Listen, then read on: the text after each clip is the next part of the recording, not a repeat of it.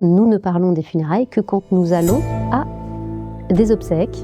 On ne se transmet plus les savoir-faire et les connaissances en matière de funérailles. Ça fait plusieurs semaines qu'un sujet me trotte dans la tête. J'ai envie d'aller voir la mort au travail. Pas la mort en théorie, la mort quand elle devient le quotidien de certains.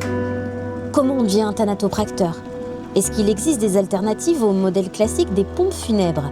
Et surtout, qu'est-ce qui est possible d'organiser pour un défunt laïque ? Ou avec des convictions écologiques ? Ou simplement très joyeux, très remuant de son vivant ? On est tous différents, alors pourquoi nos enterrements se ressemblent-ils autant ? Souvent cérémonieux, souvent religieux, souvent impersonnels. Je trouve ça doublement triste. Dans d'autres cultures, c'est pas comme ça. Et en creusant un peu, j'ai découvert tout un monde que j'ignorais complètement. Des maîtres de cérémonie laïques, des créateurs de scénographie qui inventent des objets, des gestes, des actions poétiques pour aider les vivants à faire leur deuil. Il y a même des funeral planners, des professionnels de l'événementiel qui organisent des funérailles de A à Z. J'ai aussi découvert qu'il existait des alternatives plus écologiques pour le grand départ, comme des cercueils en carton, des urnes biodégradables qui se transforment en arbres, des solutions qu'on ne connaît pas parce qu'on ne prend jamais le temps de se poser cette question toute simple: qu'est-ce que je voudrais moi pour ma propre mort ? Bref, je me suis rendu compte d'un truc, je ne savais presque rien de ce moment pourtant universel. Et je ne pouvais pas parler d'un sujet que je ne connaissais pas. Alors je suis allée voir la mort au travail. J'ai rencontré une coopérative funéraire et je leur ai demandé si je pouvais les suivre le temps d'un accompagnement. Depuis la mise en bière jusqu'à la fermeture du cercueil, en passant par le temps de prière et jusqu'à l'inhumation du corps. Et c'est là précisément où je me rends ce matin. Il est 8h36, je suis en tenue noire et je m'apprête à vivre une journée avec des professionnels des pompes funèbres. Alors pour tout vous dire, je ne sais pas très bien ce qui m'attend. Tout ce que je sais, c'est que là où je vais, j'ai pas le droit de filmer et c'est bien normal parce que c'est un moment qui n'appartient qu'aux familles. Cette immersion, je la fais pour comprendre ce que ça fait de l'intérieur et pour vous restituer avec mes mots ce que j'ai vu, ce que j'ai ressenti et ce que j'ai vécu. En arrivant au CHD, une chose m'a frappée. L'hôpital est un lieu où l'on soigne, où l'on guérit, pas un lieu où l'on meurt. J'ai eu l'impression que la mort y était une incongruité, presque un échec. Alors on l'occulte, on la cache. Et pourtant, plus de la moitié des décès en France ont lieu dans un établissement de santé, qu'il soit privé ou public. En 2025, pour la première fois depuis la fin de la Seconde Guerre mondiale, la France a enregistré plus de décès que de naissances. 651 000 morts contre 645 000 naissances. On parle donc de centaines de milliers de morts, mais quand il s'agit d'un corps précis, ici et maintenant, la mort ne sait plus très bien où se mettre. Pour arriver jusqu'à la morgue, là où se trouve le corps de la femme que l'on vient chercher ce matin, il n'y a aucune signalétique, ni au sol, ni sur les murs. Si mes collègues du jour n'avaient pas été là, je ne l'aurais jamais trouvé. Ici, la mort est annexe, reléguée dans les endroits les moins nobles. Il faut descendre au -3. Quand l'ascenseur s'ouvre, je découvre un plafond laissé à nu, des tuyaux apparents, l'isolant en aluminium visible. Une modernisation des installations serait pas du luxe. La prise en charge de la mort ne fait pas partie des missions reconnues de l'hôpital. Et pourtant, l'activité mortuaire participe pleinement de la qualité globale de l'accompagnement des personnes décédées et de leurs familles. C'est face à cette conception minimaliste de la mort que je mesure, pour la première fois, toute l'importance des opérateurs funéraires, leur rôle et leur présence. Me voilà de retour dans le monde des vivants. Je vais aller débriefer avec Myriam, la responsable des pompes funèbres coopératives de Vendée. C'est un modèle un peu particulier, il n'en existe que 7 en France. Myriam organise tout, le cercueil, la cérémonie, le transport, l'inhumation. Chaque choix, chaque geste, chaque détail compte. Son rôle, accompagner les vivants dans l'organisation de ce moment avec dignité et humanité, sans juger, sans hiérarchie de budget et sans pression commerciale. D'être au contact de gens endeuillés au quotidien m'encourage à profiter de la vie. Honorer un défunt, c'est comme la notion de respect, en fait. C'est pour moi essentiel de comprendre que c'est propre à chacun. Et donc, dans notre accompagnement, ça va être de comprendre qu'est-ce qui fait honneur pour la famille, qu'est-ce qui est de l'ordre du respect. Et nous, notre idée, c'est de proposer un panel le plus large possible pour que chaque famille y trouve sa solution.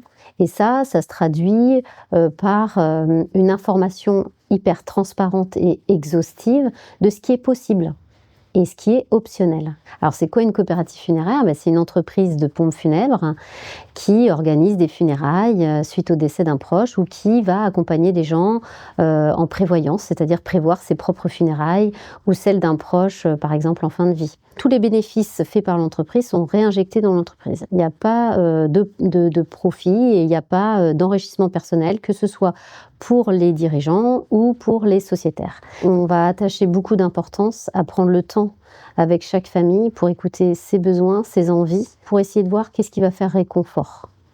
Donc l'idée, c'est vraiment de faire des cérémonies, mais aussi des funérailles dans son ensemble extrêmement personnalisées, en fonction des aspirations, de la philosophie de vie de la personne qui est partie, et puis de ceux qui restent. C'est quelque chose que les gens n'attendent pas forcément, mais qu'elles prennent quand on leur offre.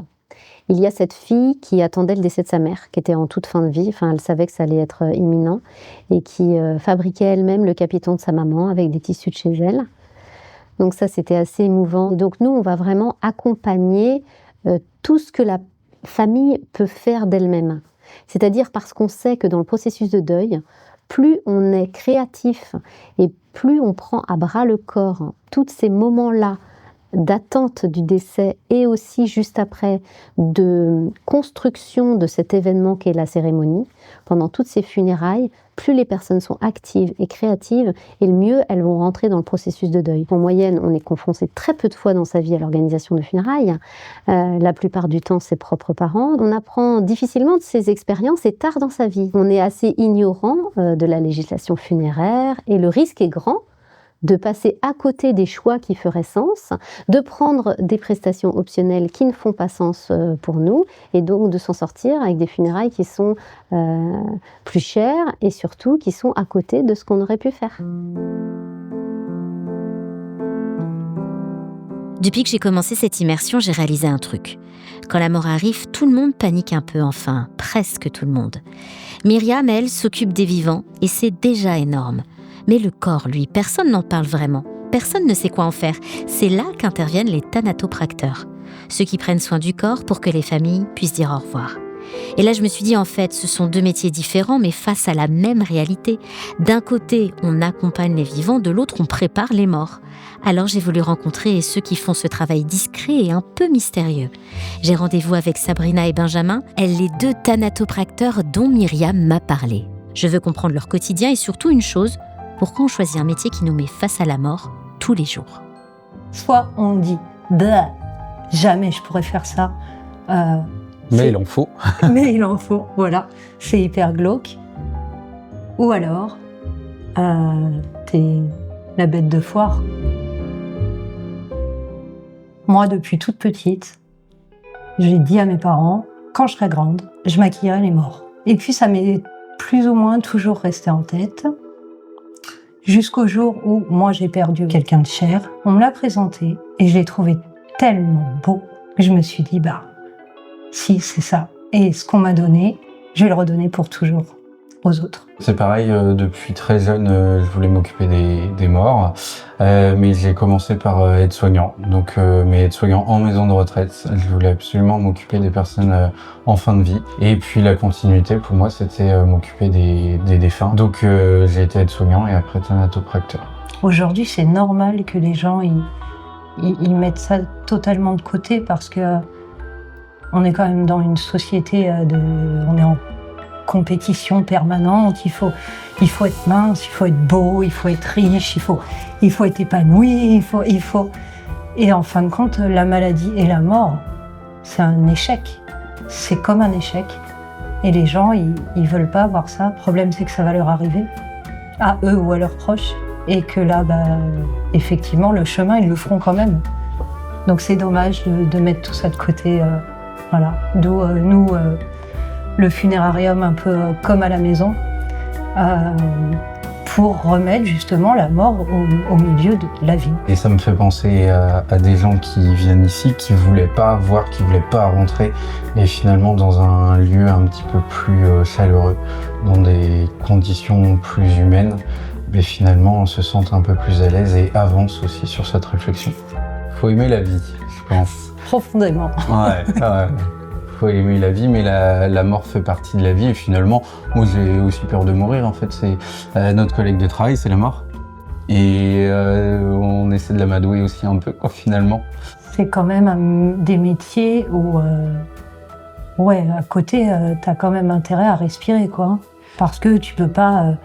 c'est lourd, quand même. J'allais dire on s'y fait, mais pas vraiment, parce que le jour où tu t'y fais, t'as plus rien à faire là. En général, quand on veut faire ce métier-là, on observe en premier.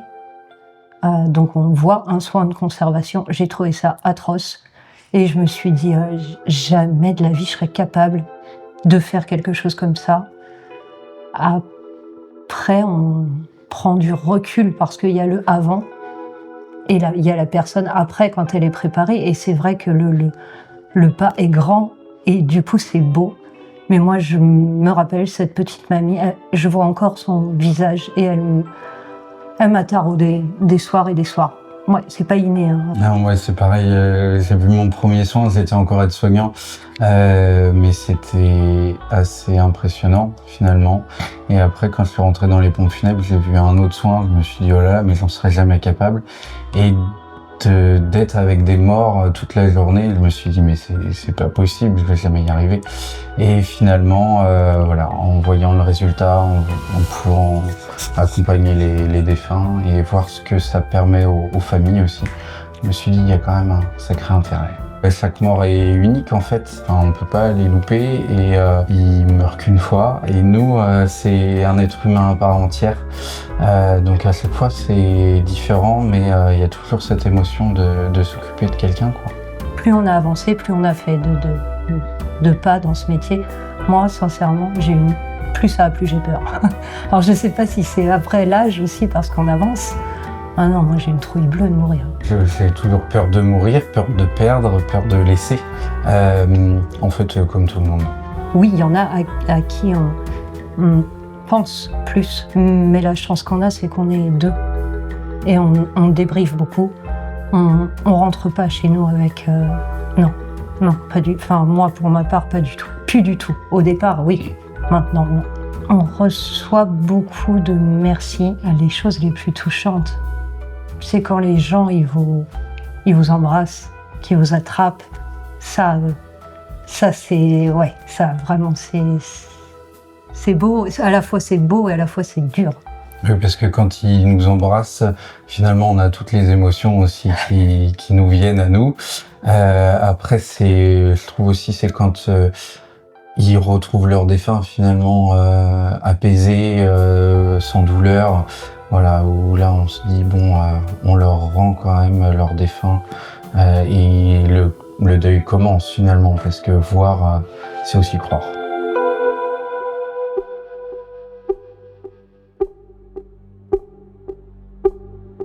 Avec ce reportage, je vais de surprise en surprise. Myriam m'a parlé de l'association des Deuils et des Hommes qui organise des événements mortels. Je m'apprête à tester quelque chose d'un peu inhabituel. Je vais parler de la mort dans un salon de thé. L'idée c'est simple, dire qu'on va pas mourir d'en parler. Je suis très curieuse de voir ce qui se passe quand les inconnus décident de s'asseoir autour d'une table, juste pour parler de ce qu'on préfère éviter.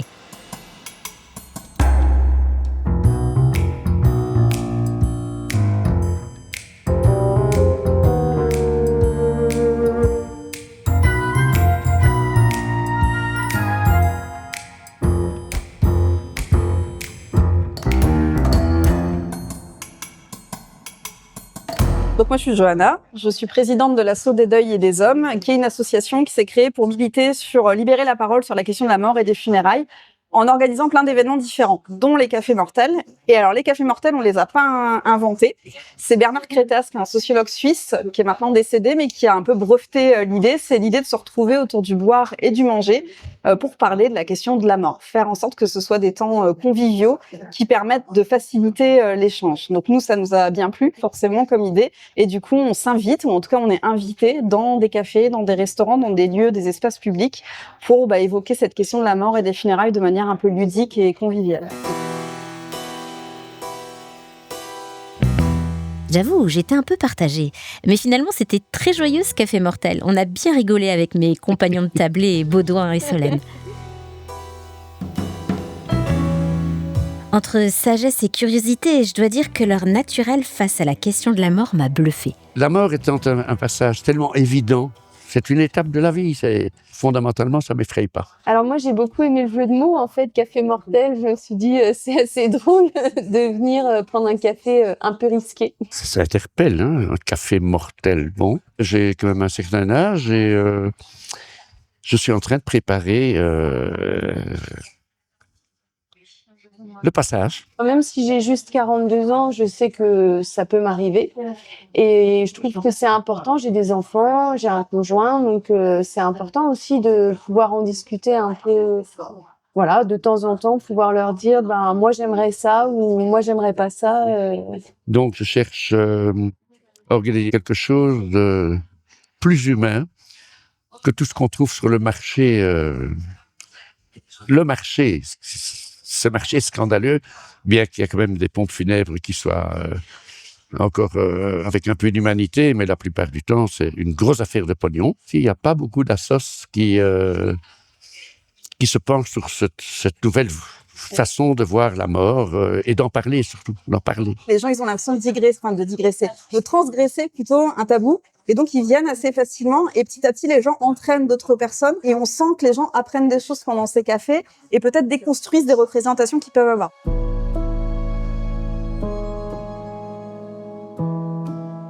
Toute la semaine, j'ai été au contact de la mort. J'ai touché des corps, accompagné des familles, vu ce qu'on cache, ce qu'on n'ose jamais dire. Et vous savez quoi ?